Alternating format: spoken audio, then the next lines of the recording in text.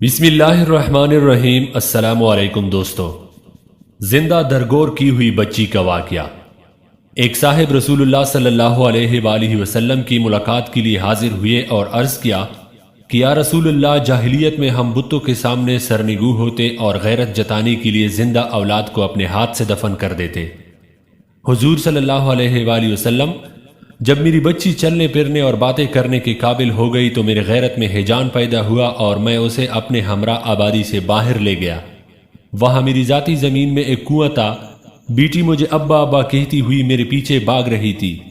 جو ہی میں کنویں پر پہنچا تو اسے ہاتھ سے پکڑ کر کنویں میں پھینک دیا۔ وہ اب بھی مجھے ابا ابا کہتی رہی، مگر میرا دل نہ پسیجا اور اس کی سانس بند ہو گئی۔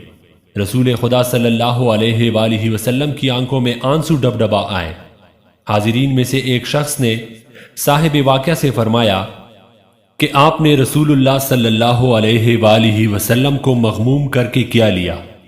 رسول خدا، آپ انہیں زجر نہ کیجئے، ان کے بیان کرنے کا کچھ مقصد ہی تو ہوگا۔ اور صاحب واقعہ سے فرمایا کہ پھر ایک دفعہ بیان کیجئے۔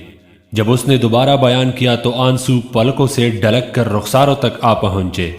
اور صاحب واقعہ سے فرمایا کہ خدا کا شکر ہے کہ اس نے جاہلیت کے گناہ معاف فرما دیے۔ آپ لوگوں کو نئی زندگی ملی ہے۔ حسن عمل سے آگے بڑھنے کی کوشش کیجیے۔